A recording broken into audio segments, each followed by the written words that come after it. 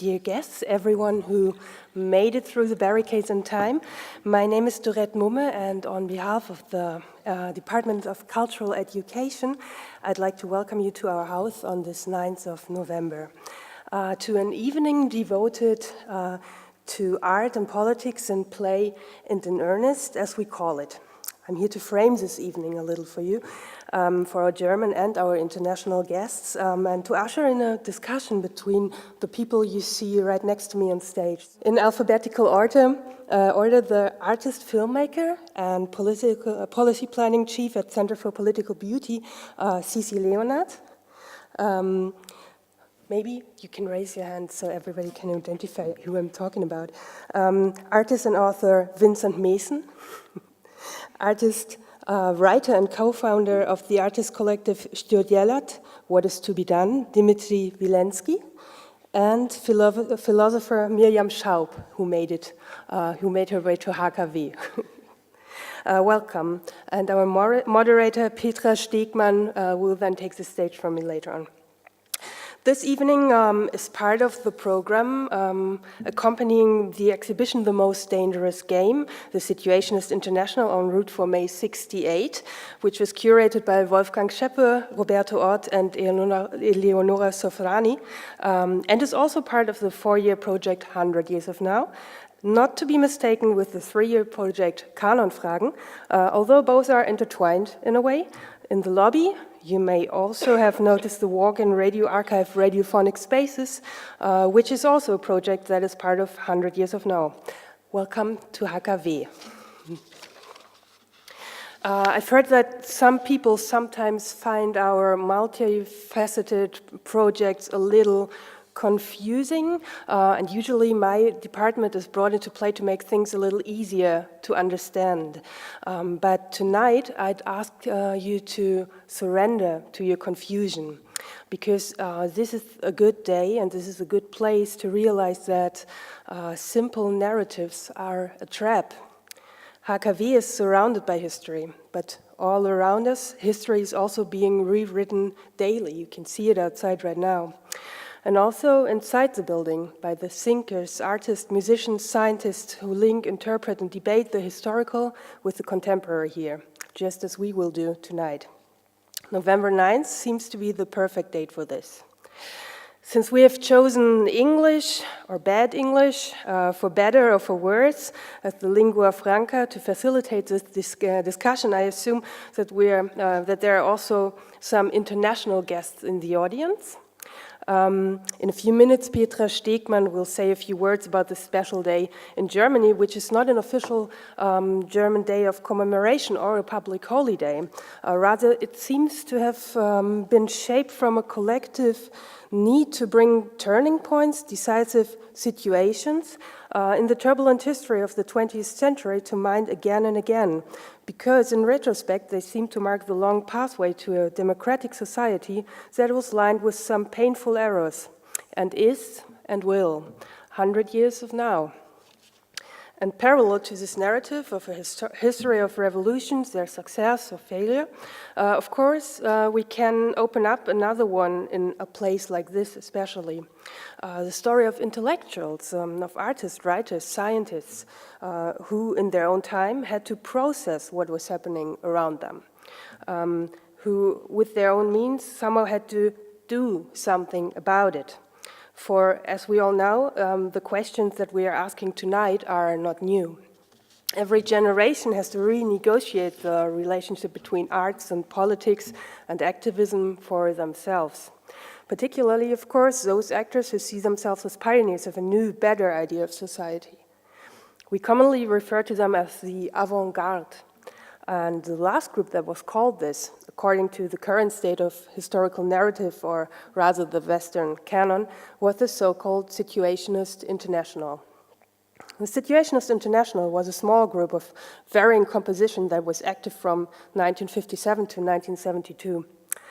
Altogether, their core was made up of about 70 people, although never more than 10 people at the same time, since their internal conflicts were so severe.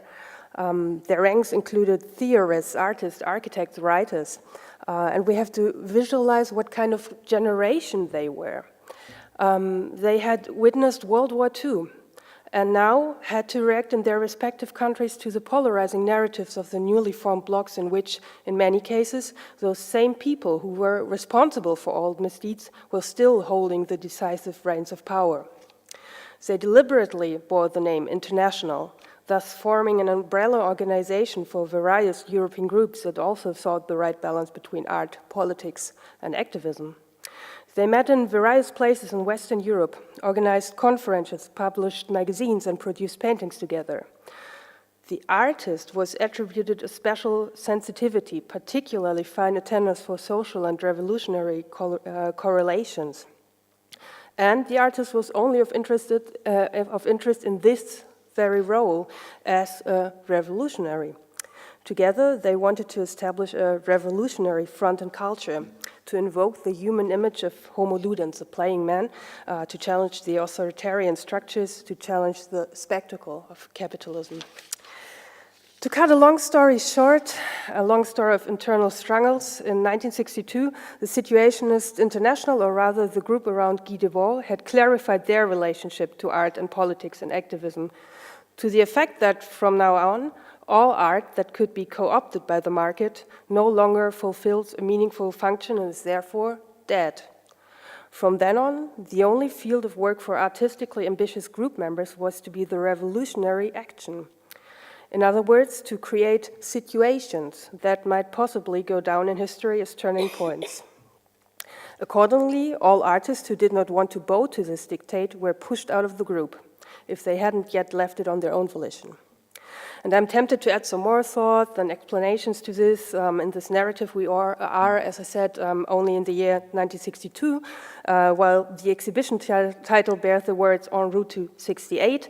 And you can see a photograph right here on the stage that could have just as well have been taken today. In fact, artist Nassantur took it at the big Untitled in Revisable demonstration a few weeks ago and kindly lent it to us. But I would like to encourage you to come up with your own ideas. After this discussion, you can view the exhibition until 11 p.m. and talk about it with the art mediators there. And with regards to the topics of this talk, the people who are with me on the podium are, of course, far more interesting.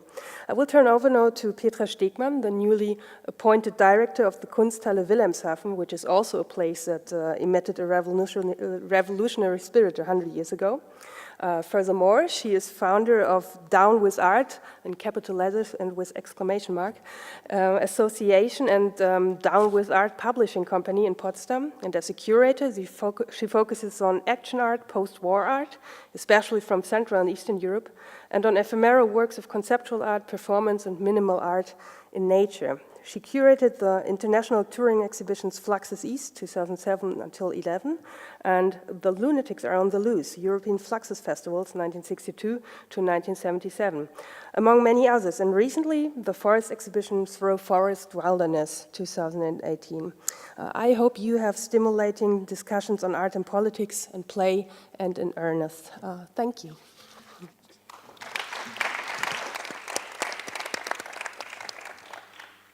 Yes, thank you very much for this very nice introduction. I'm looking forward very much to chair this talk that will revolve around art, activism, revolution, and politics, and especially around the interplay between art and politics in contemporary art practices that take up concepts and strategies that were developed by the Situationists, who themselves, of course, were inspired by preceding movements or groups like Futurism, Dada, Surrealism, and especially Lettrism, and also occurred parallelly to other practices of action art like Happening and Fluxus that may have been much more advanced in their overthrowing of traditional art practices, but that were also not as determined in following political goals.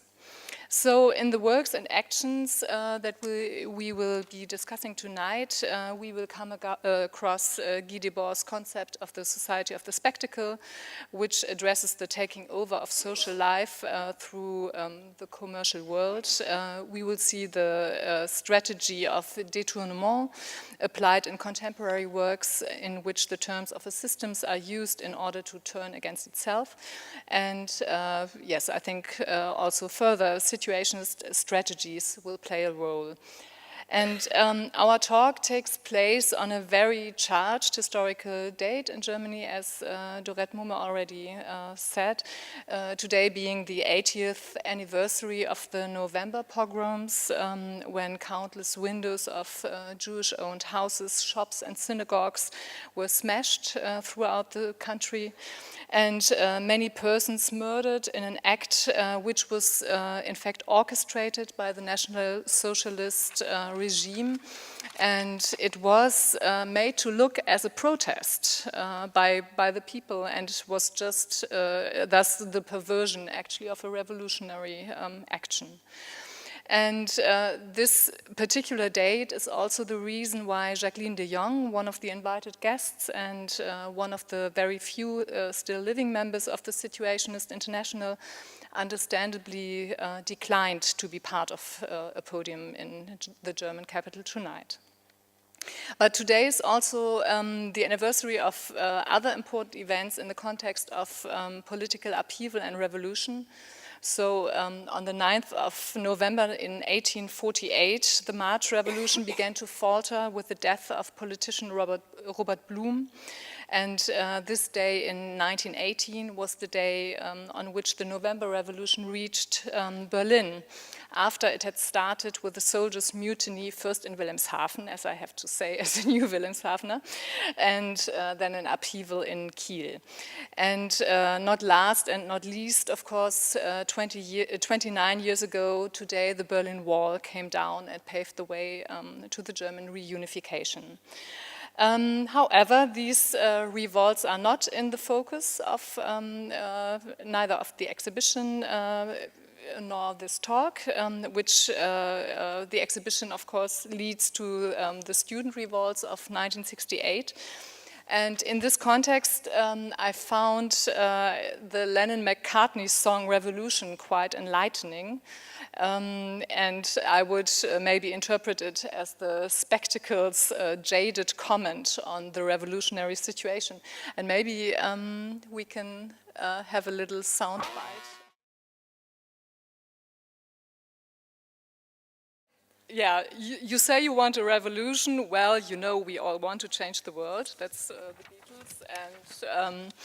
And but when you talk about destruction, don't you know that you can count me out? Don't you know it's going to be all right, all right, all right? So with Lennon-McCartney songs, three issues come together: the subject of revolution, the Beatles, of course, as the super commercialized representatives of the spectacle, singing the revolution swan song, and at the same time representing another counter movement, having just completed their classes in transcendental meditation in India, which is reflected in the lyrics, it's going to be all right, all right, all right. So a complicated mix. So yes, let's talk about the society of the spectacle in the present day, about artistic activism, situationist ideals and concepts that live on in practices today. And now I would finally like to introduce this very distinguished podium, and then we will have a first round of presentations of works and actions and a discussion amongst the panelists. And of course, we will open up the discussion also to you, dear visitors. So I will start with introducing Cesy Leonard. Cesy Leonard is an artist, film director, and chairwoman of the organizing committee of the Center for Political Beauty, Zentrum für politische Schönheit. And you began your artistic career as a graffiti sprayer and a rapper, and with the girl group No Frills, and touring throughout Germany. That was in which year? 1999 we started, yeah. Okay. Subsequently, Cesy worked as an actor in TV and film productions, and after directing several films, she discovered the Center for Political Beauty, and and found it to be her artistic home. And now she heads the center's film department and is one of its creative heads. And her film Guild won the 2012, or Guild, the Barbarian Europe, it was called, won the 2012 Web Video Award, and Dancing on a Monday was presented during the Max Ophüls Festival in Saarbrücken in 2015. And next to Cesy, we have Mirjam Schaub, Professor Dr. Mirjam Schaub, who is a philosopher and journalist. And Mirjam Schaub studied philosophy, politics, and psychology in Münster, Munich, Paris, and Berlin, and worked as a journalist, among others, for the ZDF program Aspekte, and filmed portraits on Matthew Barney, Hal Hartley, John Malkovich, and Slavoj Žižek, and wrote about many artists, and Mirjam Schaub has been professor of philosophy in Halle, Burg Giebichenstein, since 2017. And she's currently working on 2 monographs, one with a wonderful name. You want to really sort of shout it out as a slogan: High sein, frei sein, Terror muss dabei sein. So to be high, to be free, and terror also has to be in the mix, about the aesthetics and interests of the 1968 generation and performing radicality, an untold history of pop culture. And yes, and then I would like to introduce Dmitry Vilensky, who was born in Leningrad and lives in St. Petersburg. So he is no, he is artist and educator and works mostly in collaborative practices with a focus on developing architectural constructions, learning plays, graphic works, and films. And Dmitry is a founding member of Studialat, What is to be Done, a platform initiated in 2003 by a collective of artists, critics, philosophers, and writers. And Studialat aims to merge political theory, art, and activism. And the name, of course, refers to the novel Studialat by author and revolutionary Nikolai Chernyshevsky. And this title was later then used, of course, by Lenin in his seminal text. And yes, Dmitry Vilensky is also the editor of the Studialat newspaper. And the collective, of course, was present in numerous exhibitions, including KOW, Berlin, Sao Paulo Biennale, in Reina Sofia, in Tate Liverpool, in the Gwangju Biennale, New Museum in New York, Moderna Galleria, Ljubljana, ICA London, and is opening an exhibition in Shanghai this very evening, even with, yes, without you being present. And then I would, last but not least, I would like to introduce artist and author Vincent Meessen, who was born in Baltimore, studied journalism and cultural politics, was active as a social worker, as I read, and completed his postgraduate studies at the Higher Institute for Fine Arts in Antwerp, now lives in Brussels. And yes, one of his interests is colonial modernity and its afterlife. And in his work, in your work, you also use a collaborative approach. And yeah, and we will start with one of your works now. But let me also add that Vincent Meessen represented Belgium at the Venice Biennale in 2015 with 10 guest artists, and he has also exhibited very broadly, among others, at Centre Pompidou in Paris and Vils, Brussels, Kunsthalle Basel, and many, many other places. So yes, we will start the panel with your work 1, 2, 3, which opens up a historical dimension of the Situationist International, which has been very often overlooked. And these are Situationists from Africa, from Congo and Senegal, and I think we will show a fragment of the film, but maybe you would like to first say some introductory words? No. Okay, so we'll start with a fragment of the film, and then we will...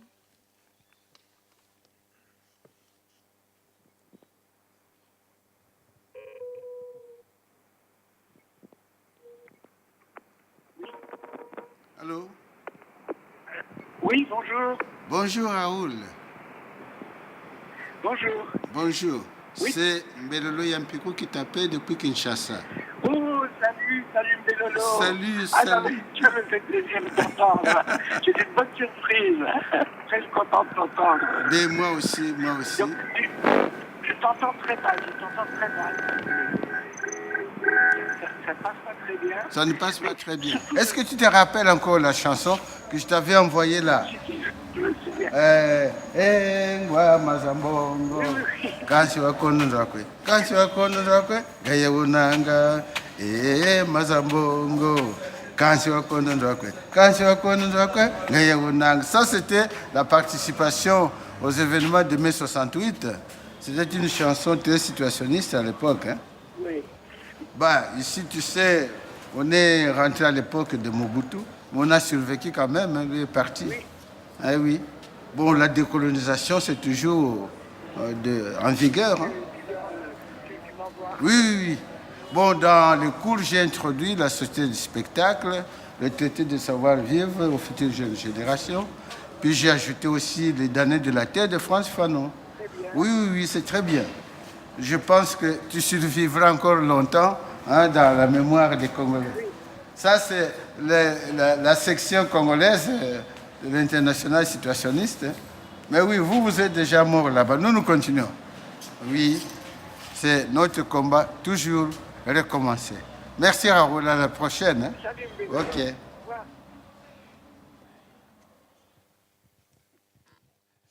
So we just seen Mbelolo Yampico. He's now a rector in a university in Kinshasa. But in the 60s, he was living in Belgium actually, and was a student of Raoul van Egem.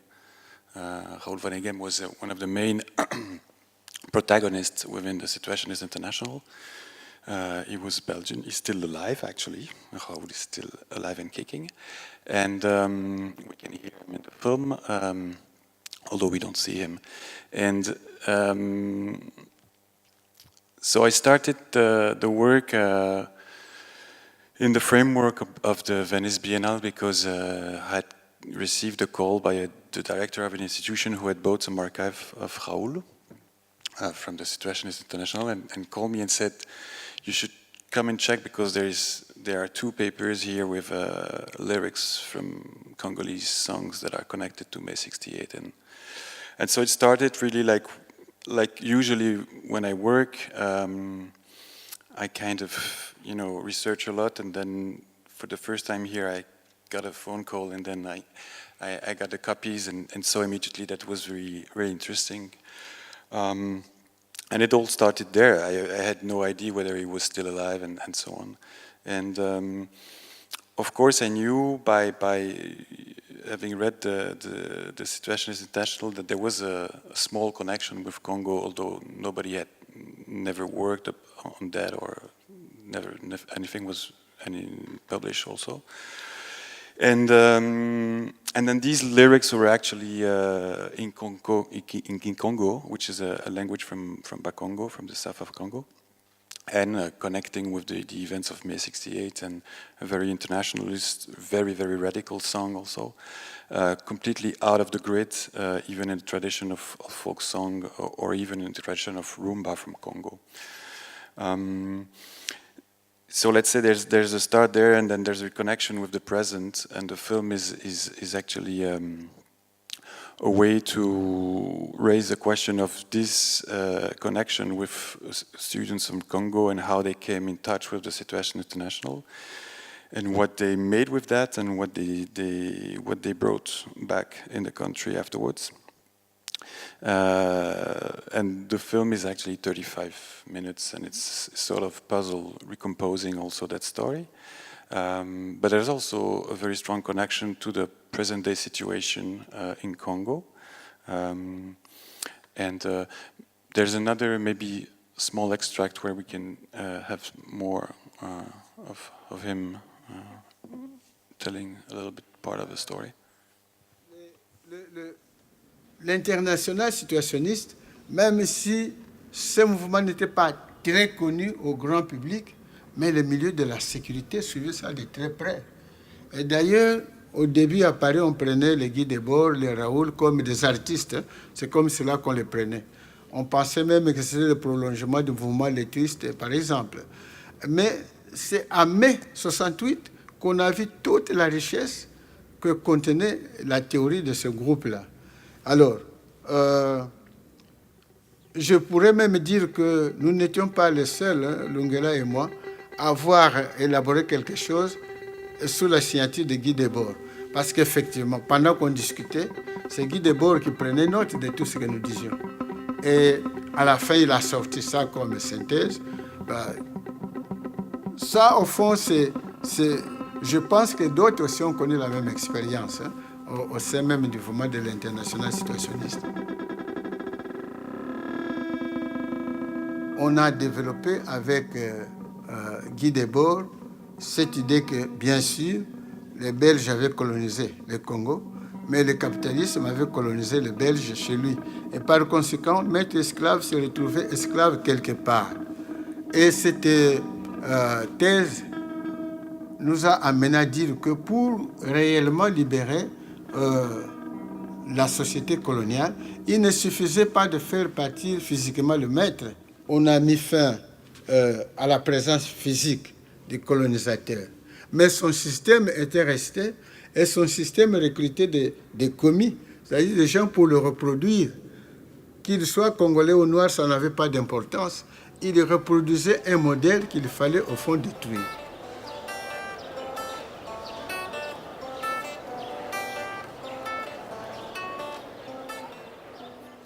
So it's a small part of the story, but quite interesting, of course, because actually this work is opening, I think, a new line in the research around the Situationist International. At least, also, it's not only that, but I think it's connecting with the influence of the Situationists in Black Africa, and it's not the only. Actually, it's not the only track. Maybe we speak later about the work I've been doing in Senegal afterwards. But there is a text which is called "The Conditions of the Revolution in Congo," which was only published in 2006. So 40 years after it was written, with Mbelolo and one of his friends Lungela, who was an official member of the Situationist International.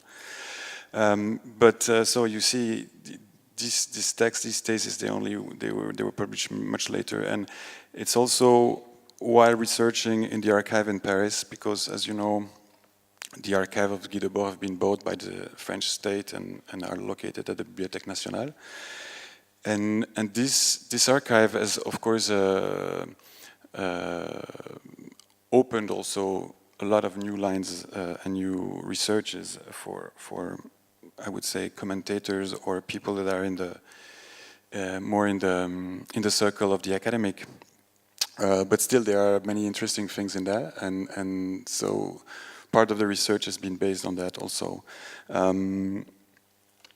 so that's for the historical side. I don't know if you want me to develop something in particular, but I think it's very interesting that you actually, as an artist, do the work of art historians or historians in this way. And do you? Is there no interest from historians, or is it something that you discovered and you are working on it and? But I think did it open up new connections and developments? I think we need to raise this question because I was interested in the fact that I had been reading also what was published by the Lettrist and Potlatch that was republished in France by edition Alia. So as we can see the Potlatch in the exhibition, but they are framed, which is a little bit strange because they are actually newsletter. And if you read this, you will see that there are many reference to colonial wars and Algeria in particular, but not only. And I was always wondering why, with all the research that have been taking place since then, I mean, since all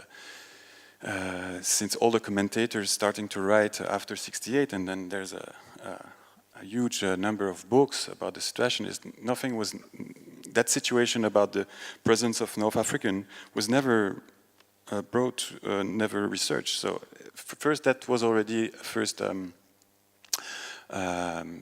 question for me. I had started some research there, but it was really hard to dig, so I couldn't go really that far. And then with the Congo track, I would say then yeah, with doing the work and going there and meeting Belolo, and there was a whole story that was possible to write. And then I was also connecting at that time with the only historian who's been researching this was Pedro Monaville, and he was invited to write already for the catalogue of the Venice Biennale, but also for this book that you may have seen at the entrance, which has just been published, and was actually a book connecting the research I've been doing around the Situationist International. Because I've been researching Congo, but I've been researching some other blind spots of that story. And it was also a book that is connecting with the guy on the cover, Omar Blondin Diop, that we see on the cover reading the last issue of L'International Situationniste, so the magazine, and who was from Senegal. And this image was also a starting point for a new research. And I can elaborate on that because it's even, I would say, even more interesting than the Congo story. Because the Congo story is basically that Joseph, who we see here, has been living in exile in Belgium and then in the States until the late 80s. So he was always an opponent to Mobutu and could never come back. The other Congolese who went back there became actually a sort of a man of spectacle immediately after he was back in Congo. So, although he was also a player into politics under Mobutu. So, but then I won't elaborate too much because it's really like kind of micro history.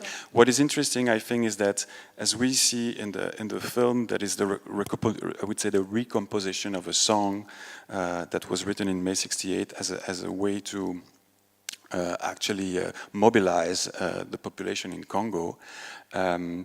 I find it incredible that you have this kind of connection between folk music from Congo and these theories, and then it gives birth to something that is completely unexpected. And I think that my interest in this research is, of course, is to open, you know, the research and the history of the Situ to Black Africa, and to see that there were like some connections, although they've not been researched since then, but they exist, and they have some repercussion also on the art scene in Senegal, for example, and how they connect with the present day situation in Congo, for example, where the situation is very complicated, as you know, and where it's yeah, it would be needed to, for the people to reclaim also part of that history. And that's partly what I try to do, is basically to tell a story and also make it not the way a historian would do, but to, of course, work with different dimensions, and the music is a very important dimension in that work, but also the empowerment of young female musicians who actually decided to come together and make a whole female band. Which is something that had disappeared in '68 also. The last all-female band disappeared at that period. So there was a way to, how can you make a work that is actually going to connect with the present-day situation over there, and how can you connect with also the events that took place at the very moment of the shooting, because there were like insurrection in the city and riots and killings actually. Yeah, thank you very much. I think we cannot elaborate further at this moment, but I'm sure it will come up again. And now I would like to turn to Mirjam Schaub and your book. Yeah, if you could tell us a little bit about the project you're working on with High Sein, Frei Sein, Terror muss dabei sein. I have to repeat it. And one of the chapters of this book is called Spaßguerilla, as I saw, and in this Spaßguerilla, I think it's understandable.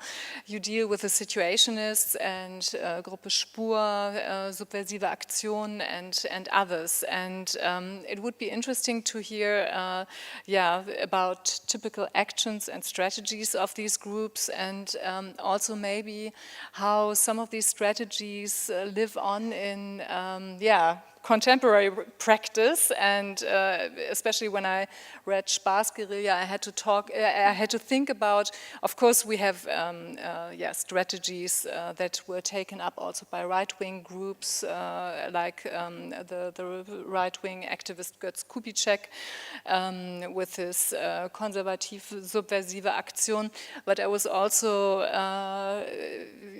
reminded of a much more moderate political streak, the Spaßpartei FDP in 2002, when the Liberal Party aimed to reach 18% in the Bundestag, and while relying also on activist actions and practices.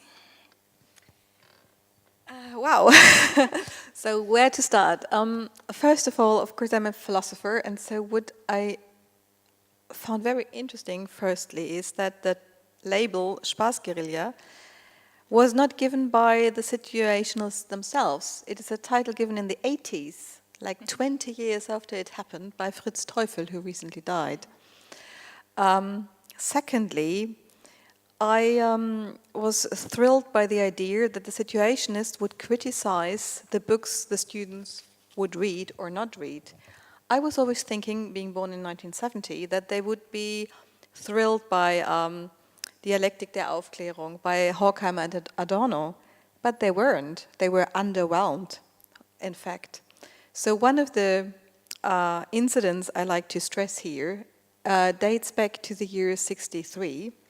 It happens in Munich, and they do advertisements. So they do like a big sheet of paper asking for people to contribute what they think about some quotes of maybe Adorno.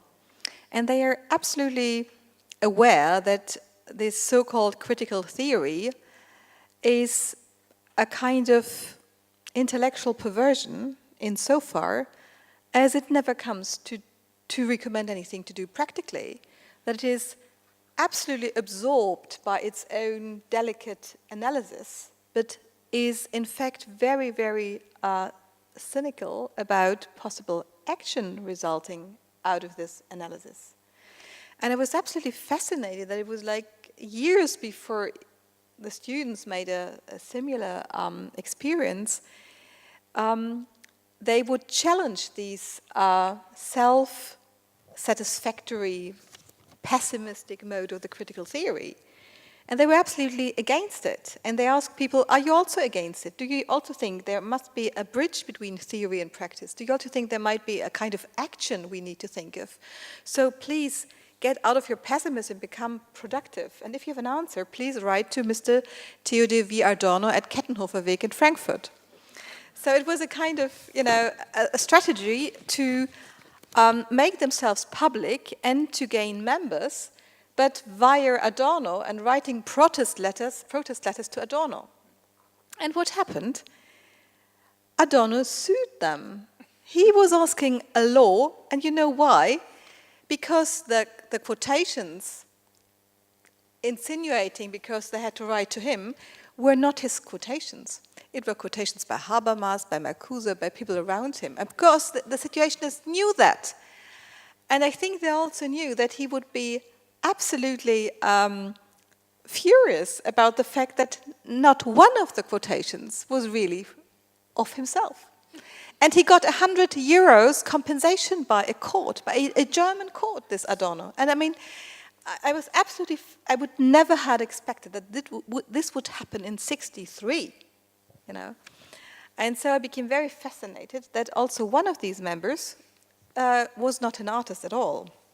His name is Tito Councilman. He also died very recently with a cigarette in his hand, I read.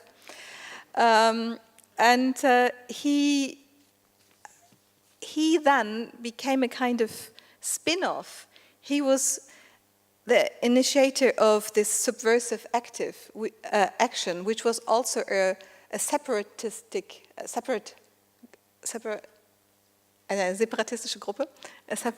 group out of the Situationists, and then forming other movements. So he would be then, this same Councilman would be then a founding member of the Kommune 1 in Berlin.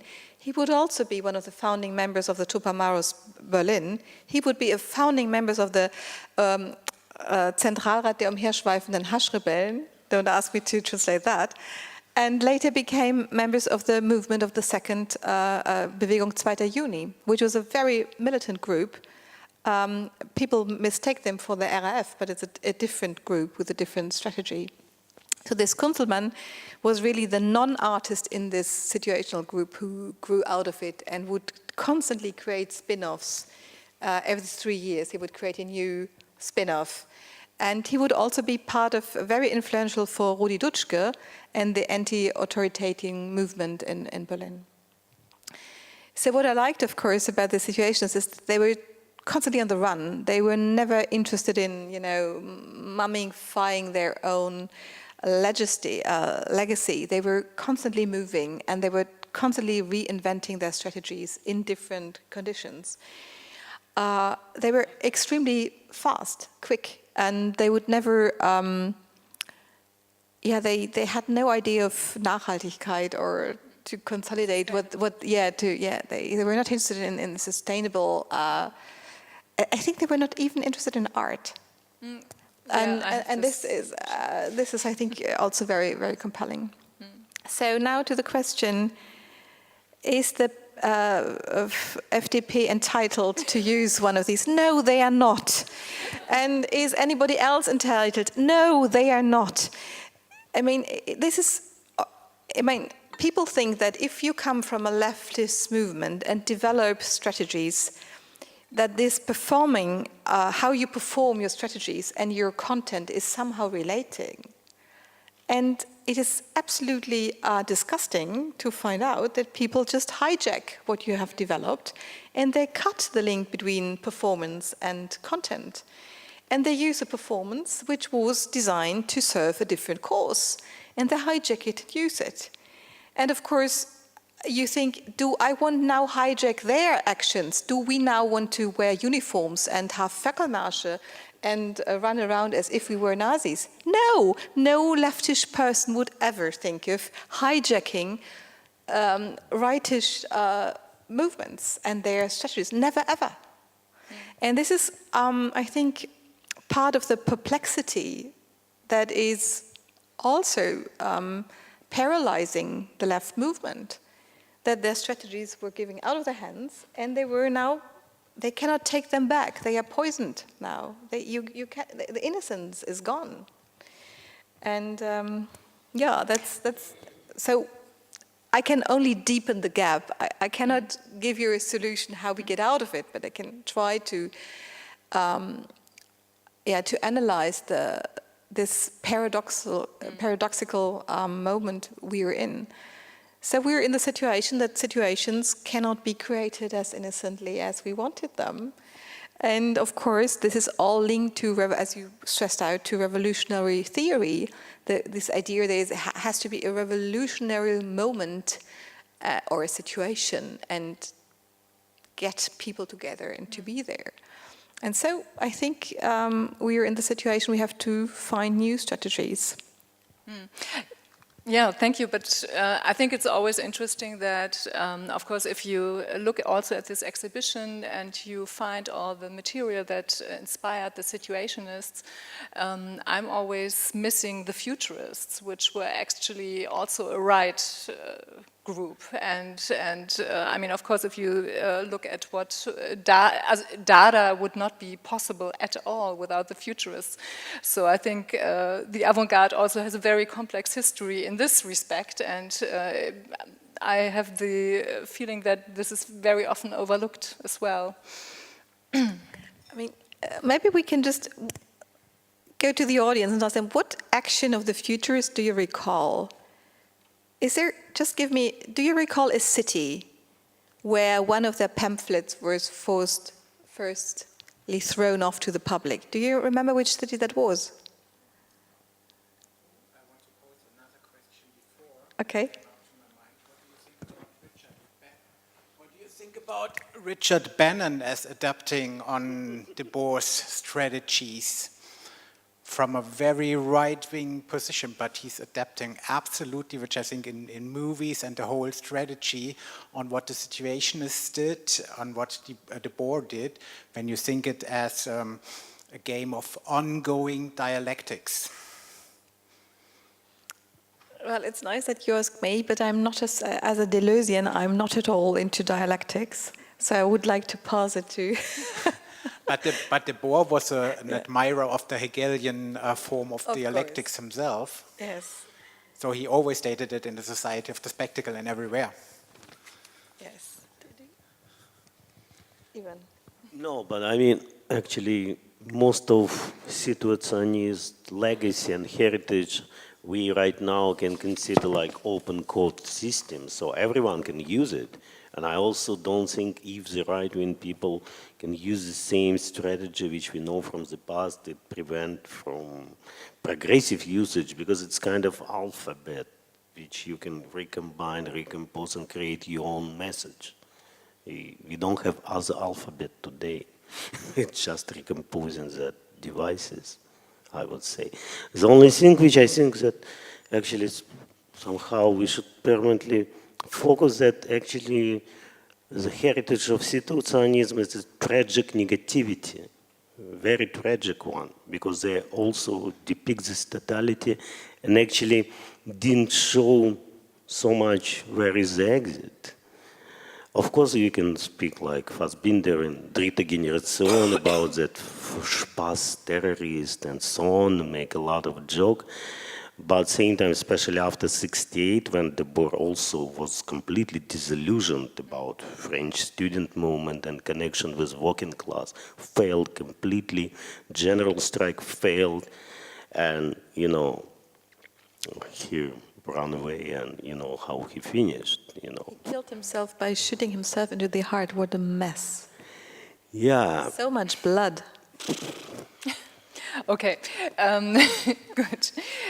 But I think thank you very much for your contribution. But now we would turn to Stodjelać, and you are actually also applying situationist strategies, Like everyone. very directly in your work. And yeah, I think it would be good to start with the electrification of consumer brains, which is the title of one of your works. It's from 2007, right? Yes. Yes. 10 years ago more. 10 years ago, but I think if you'd like to screen it, I would like to make a short introduction. A funny coincidence that I just arrived from Dresden, where at the same institution which actually produced this piece was short opening, small opening of one very weird composition of work of revolution, also celebrating these dates, and I think it was not a chance that opening was yesterday. And I felt incredibly nostalgic because in 2007 I first time came to Dresden and see that histories, and also we were asked to do something on the street. I was completely lost what you can do in this city, and especially 2007 it was not so much tension like now with AfD and all that stuff. And at the same time, as you correctly mentioned, we were quite, not surprisingly, it was still obsessed. And actually this piece, a collaboration with one Australian writer and great artist and friend, Zani Bek. And I don't know why at this moment we discuss a lot Society of the Spectacle and some other texts of the Boers through that kind of hardcore Marxist dialectical reading. And then we try one or two make kind of situation, because it looks quite easy, and luckily Mator and Hale help us to do it. And actually the idea was super simple, to organize kind of choreography of sandwich people, but which not present the. Okay, maybe I not take, let's have a look at 6-7 minutes. Just quite funny also work.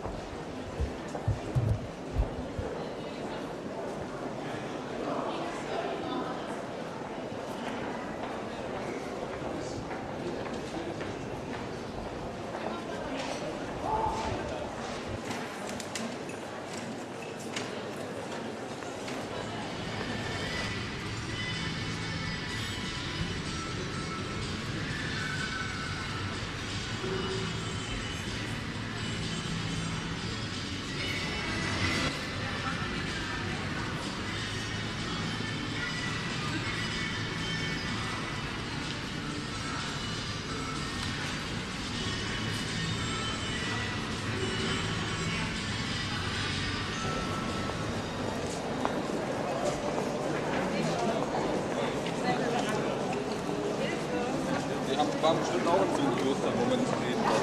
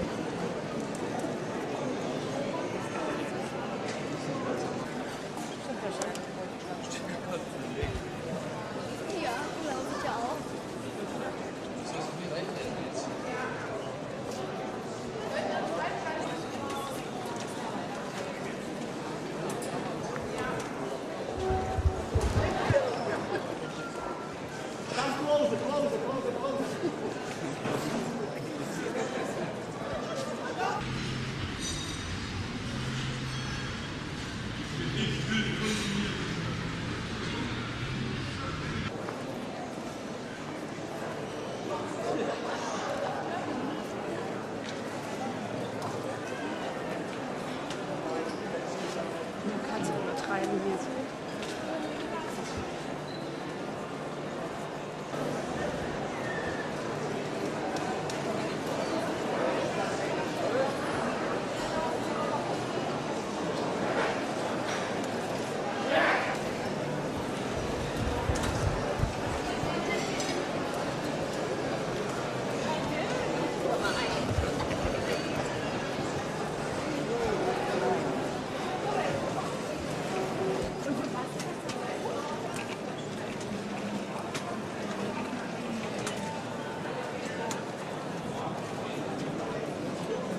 Anketten, schieben wir weg.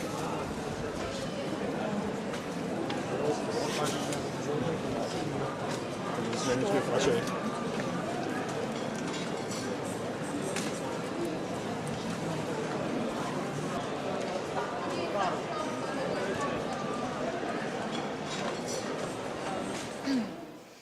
Yes, I would have a lot of questions about Studielach, but also about other influences maybe. I was wondering in how far the Russian futurists and maybe the Lev group, the Levy Front Iskustv, was also an influence in your work?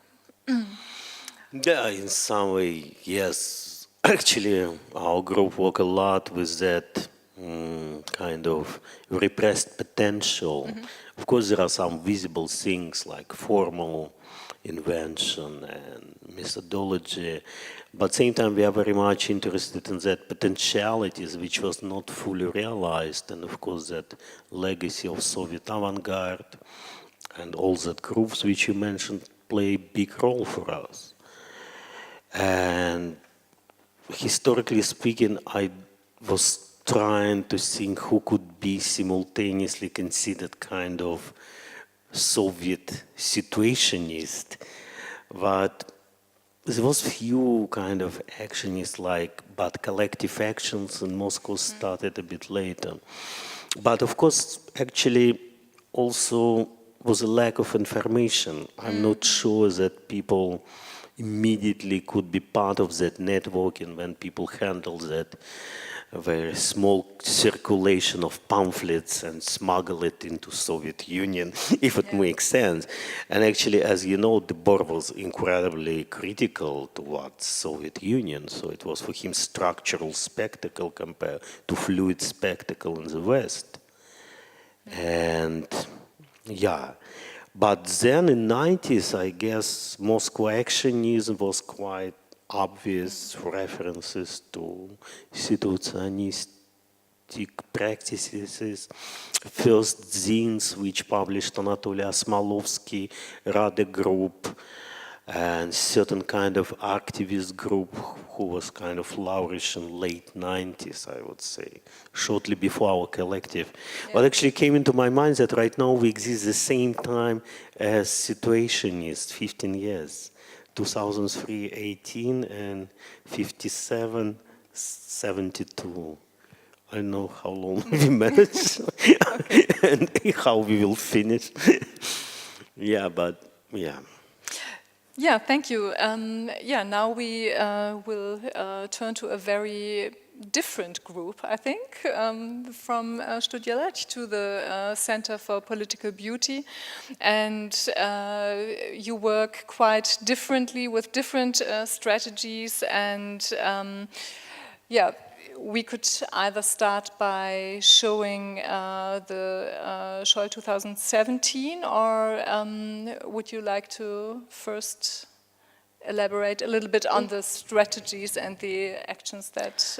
Maybe we could watch the film and then I can talk about that piece of art or not art, and talk about how we do theater in public space. Yeah. Okay, good. Wir können stolz sein auf unseren schönen Freistaat, unsere Demokratie und unsere Meinungsfreiheit. Die Weiße Rose klagte in ihren Flugblättern die Verbrechen des Regimes an und rief zum Widerstand und Mord an Hitler auf. Die Weiße Rose steht mehr als alles andere für bayerischen Starrsinn, Trotz und Opferbereitschaft gegen die totalitäre Diktatur. Diktaturen sind nicht einfach ausgestorben. Sie bedrohen uns weiter. Ist euer Geist schon so sehr der Vergewaltigung unterlegen, dass ihr vergesst, dass es nicht nur euer Recht, sondern eure sittliche Pflicht ist, dieses System zu beseitigen? Verbergt nicht eure Feigheit unter dem Mantel der Klugheit. Bis heute gibt es diese wenigen, die Widerstand leisten. Sie werden verfolgt und ermordet. Wenn sie wenige bleiben, werden sie machtlos sein und den Kampf verlieren. Zum ersten Mal richtet die bayerische Staatsregierung den Geschwister-Scholl-Wettbewerb aus. In den schönen Schulen unseres Freistaats treffen heute Morgen Unterrichts- und Lehrmaterialien ein. Gemeinsam mit Schülern und Studenten fragen wir in eine beispiellose Zeit des Friedens und Wohlstands, wie würden Sophie und Hans Scholl das Schweigen heute brechen? Wie würden Sie die Welt von Tyrannen befreien? Machen Sie mit. Entwerfen Sie ein neues Flugblatt gegen die Diktatur und gewinnen Sie Preise im Gesamtwert von 5.000 €. Eine Jury kürt am Abend des 29. Juni 2017 die Gewinnertexte in einer der altehrwürdigsten Einrichtungen des Freistaats, den Münchner Kammerspielen. In diesem Monat vor genau 75 Jahren schrieben Hans und Sophie Scholl das erste Flugblatt. Doch die Geschwister Scholl schrieben es nicht nur, sie brachten es auch in Umlauf. Wir lassen die Geschwister Scholl zum 75. Jahrestag originalgetreu wieder aufleben und suchen bayerische Schüler, die das neue Flugblatt in einem autokratischen Regime ihrer Wahl verbreiten. Keiner ist so sensibilisiert für das heutige Unrecht wie junge Menschen. Im großen Jubiläumsjahr möchten wir diese jungen Menschen in Berührung bringen mit den Großtaten des Widerstands vor 75 Jahren. Was damals richtig war, kann heute nicht falsch sein. Bildungsminister Ludwig Spähnle will insbesondere den radikalen Kampf junger Erwachsener für die Demokratie fördern. Registriere dich jetzt für ein Widerstandsspektakel nach historischer Vorlage. Du musst mindestens 14 Jahre alt sein und die deutsche Staatsbürgerschaft besitzen. Wenn du einen Diktaturhintergrund hast oder deine Familie in jüngerer Vergangenheit Opfer einer Diktatur geworden ist, werden wir deine Bewerbung bevorzugt behandeln. Mehr Informationen zur Teilnahme findest du unter www.scholl2017.de. Melden Sie sich jetzt an. Wir belohnen Ihren Mut. Sie fliegen auf unsere Kosten in eine Diktatur Ihrer Wahl. Reaktivieren wir nach 75 Jahren der wehrlosen Demokratie die Taten der Weißen Rose. Lassen wir Schüler die Fackel des freien Wortes in die ewige Finsternis der Diktatur werfen. Stehen wir denen bei, die bereits mit allem Mut kämpfen.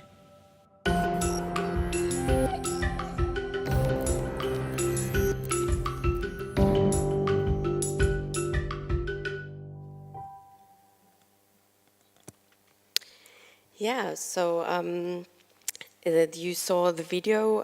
When we start work, we mainly start by having like a short clip explaining what the next week will be about. Then we also almost always have a web page, and then we go out with a press release. So we work as well online. A lot, and then also on the ground. This was a work that we did together with the Münchner Kammerspiele, and the topic of Scholl 2017, why we chose the year of them writing the first leaflet against Hitler, and then the year that they died in was a year later. And yeah, the whole topic of people around Europe, democracies changing into dictatorships, and the question of how do we intervene and how can we intervene and how fragile is our democracy and how far are we away from realizing how fragile it is. So of course, as you see, we work a lot with humor.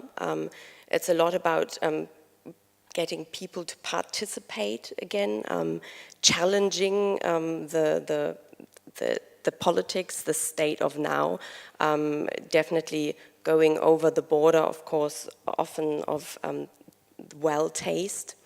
And in this case, it was about getting people to do action, and we asked these young people to write these leaflets against dictators. We had school books that we printed beforehand. We also work a lot with research. We take 4 to 6 months to research a work before we do it. So in this sense, the school book was this thick, and we sent it out to all schools in Bavaria. And as you see in the video, we were disguised, which we often do. We pretended to be the government. And actually, a lot of school books, schools then ordered these school books because they wanted to have, really wanted to talk about democracy and dictatorship.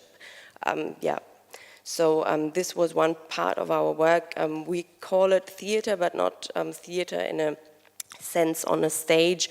It's more about the classical word of Theater machen. Ja, du mach doch nicht so ein Theater, like kids do theater, like creating a row, you could say.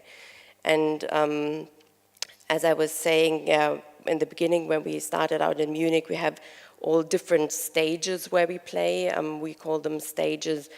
We had this bus that you see. It was an old English school bus going through Munich, having people to register to either go fly to a dictator country or to just write against them. And we had about 600 people sending these leaflets in, of course, very important. We had this, you could win iPads and all kinds of things if you write. So it's like, what does the youth want, like tickets to concerts and things like that.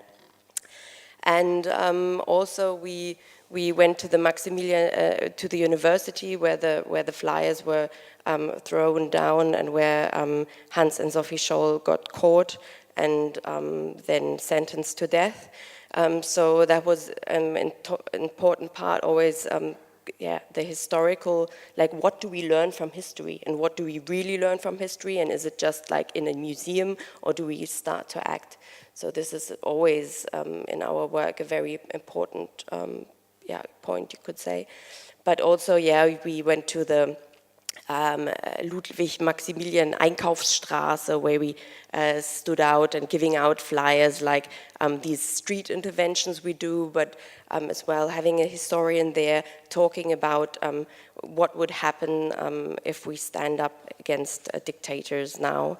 And at the end of this week that we worked, this project was actually really, we had in Istanbul, we flew there, and because of course you can't, like putting out leaflets against Angela Merkel or something is totally boring. Who would interest that? Because of course it's allowed and everything. But actually going somewhere, and that was against Erdogan, and we were saying Tod dem Diktator, death the dictator, and because of course we couldn't go there as people, we then decided to go there and have printers that we set up with a router that we set up in a hotel room near Gesiplatz, and then the printer printed out as soon as we were on our flight back home to Munich, and you could see, oh, we are out of the Turkish Luftraum, then we put print, and the leaflets went out flying down to the streets of Turkey, of Istanbul. So did the state of Bavaria react to your action, or did they ignore it? Or? Yeah, well, this is always something, with the activism, artivism, whatever you call it. I don't like to call it anything. What we do is always, it's of course, we try to challenge reactions, and in this case, they didn't react, even we used their sign. So in this case, they kept quiet, they didn't react to it. So in situationist wording, this would be a détournement, and were you somehow, do you actively research also in the sense of, I don't know, were the situationists an issue for you or a topic, or is it more? Yeah, well, I find it interesting what you were talking about. I think it's something that comes very natural, like the action you were talking about, that you try and force somebody to react. Yeah, I didn't know about this, for example, but of course in many of our works we tried to force our Familienministerin Manuela Schwesig to let in 55,000 refugee children, and of course this is like an instinct. How do you force somebody to react? Then we say, oh, just bomb their fax machine, try and get a reaction from them. So I think, I don't know if you have to research it, it's something very, It's a very clever strategy to produce fake news, but who are absolutely positive, and then to force a government to deny the positivity of a news, which everybody thinks that would be the right thing to do, and now you have to say, oh no, we're not doing the right thing. And you know, that's, I think I would call it like counter-effectuation or something like that. And it's, I think there's other terms of it, like, there's another group who did that with this chemical Dow. Yeah, well, Yes yes, Man. the Yes Man, a famous strategy, Can I ask, did you care, because actually it's quite strong that colonial kind of paternalistic, so you kind of position yourself in a beautiful democracy, and then you point dictatorship all over the world and ask to kill them. It's very nice humor, but in reality, for you, is it point to reflect, or you don't give a fuck about it? In what way we are, well, I must say we can do this, and I'm very thankful to live in Germany to be able to do this, and still there's so many people who could use their space or their word of action and their being able to talk and to write and to do art so much louder than they do. And I think this is not like to point out like, ooh, where am I? It's more like people get up there and be loud, because this is, we can be it, yeah? And of course, I don't say that everything is right here. I don't know if I got your question right, but if this is, if not here, where then? And but you mean in these countries there is no resistance? We need Germany to make these practices. It's in Russia or in Syria, where there is a kind of heavy war and people fighting and, you know, sacrificing their life, and in Turkey, Kurds fighting with Erdogan endlessly, and not only Kurds. Well, you know, and then you come and say, oh my God, we are so much sorry about these nations. I'm not buying it.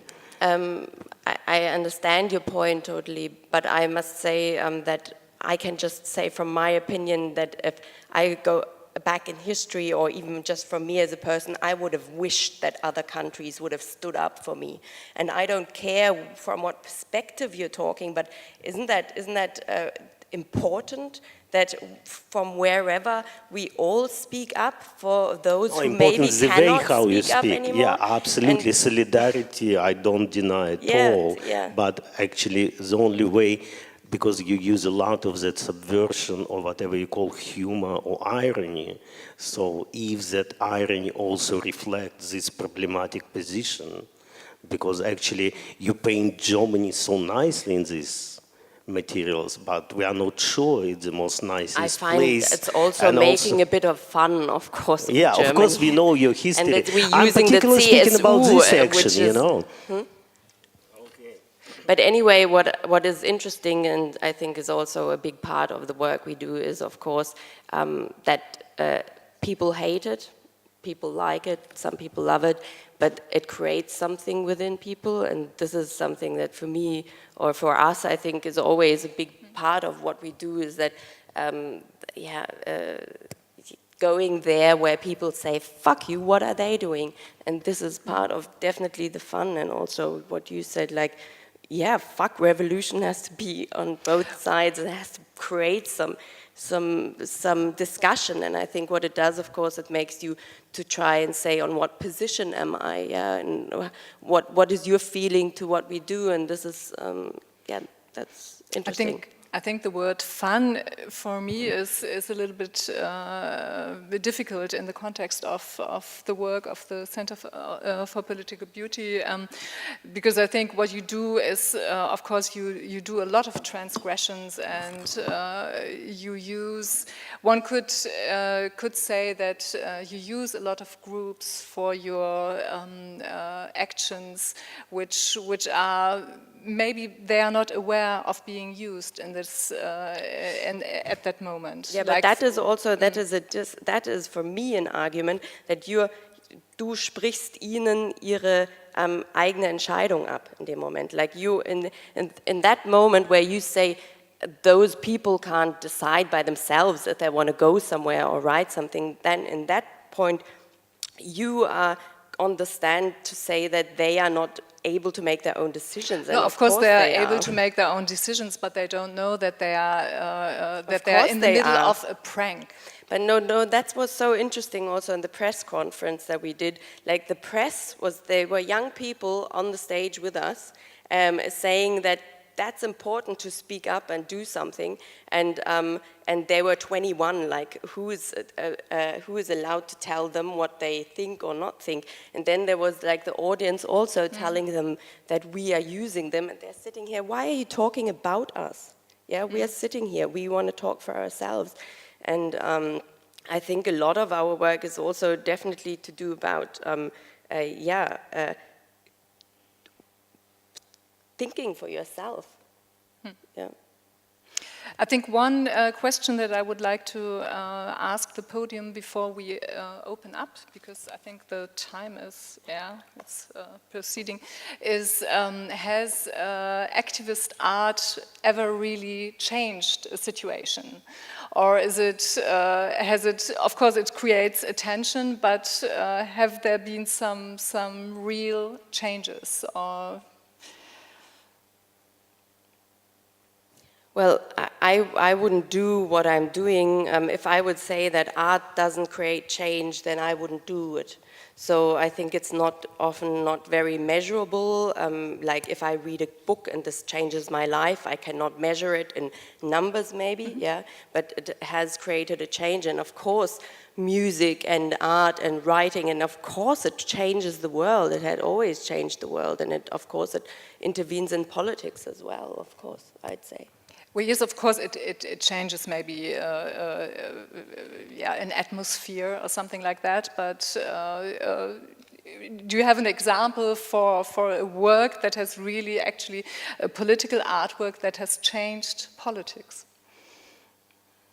Or has created a real political change? It depends what we call changes, and also depends what we consider as temporality of change. I mean, right now, tomorrow, next month, for example, the action of Pussy Rights definitely create a change, but I wouldn't say it's run finally for the better, because many actions actually create certain kind of wave of reciprocal repression.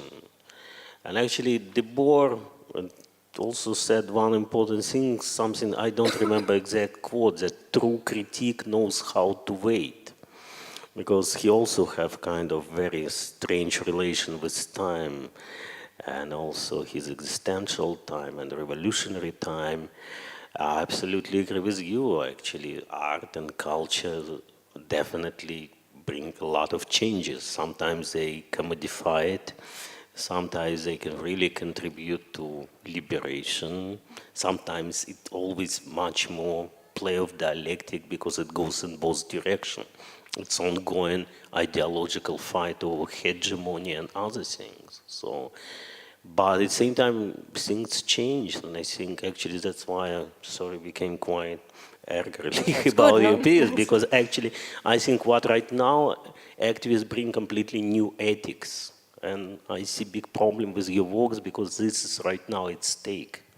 How is it people really risk their life, like Black Lives Matters, different ACT UPs, how people go to frontline. Because I think that postmodern games is over, completely over. Of course, you can raise a lot of attention, and what?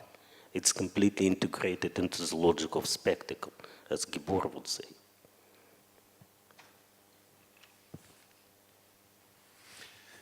Well, of course, I think it's not really even a question, because our lives have been shaped by forms and by the senses. So depending on what you call art, of course, and that's such a big question that I think it's really hard to answer. But we can answer for ourselves, and we know how we've been moved, how we've been, challenged by some works. And so I think that what Dmitry said about the temporality is very, very important, because, of course, for the situ, it's really the question also that actually what was declared as a how do you say, a failure was actually a success, and the whole dialectic of what has succeeded or not, and how you have to take things back from where they are supposed to have failed. I think that's one of the key issues in their way to actually reclaim, the spirit of the First International, the spirit of the revolution, and so on. Of course, there is a sort of game with mythology into that, and a way to reinvent yourself and put yourself into a position on a scene and invent a scene and so on. But in the end, I'm sure that many of us, have been are in this position because their life has changed, because of reading, and it's not one thing, of course, it's a sort of constellation that has been built. And that's why I'm interested also because you can measure sometimes also on a scene how it impacted, for example, in Senegal, when you see how someone like Omar Blondin Diop has impacted the scene in Dakar in '69, and what it has produced afterwards and created some kind of avant-garde, or at least fed a few people that were there, disconnected from critique, and in a few months would get things to read and to discuss and to distribute. And it changed the scene. It changed the situation of hundreds of people over there. And I think sometimes you can measure it from the outside a little bit better, because it's not that it was neutral or not that it was empty as a scene, but of course when you have some material coming onto a territory and then expanding really fast, and you know a little bit how to trace it, because there were not so much things circulating at that time. Then you can maybe have a better idea of that. But it's just a sort of case study here. But so it's a huge question, but I'm sure we can answer positively.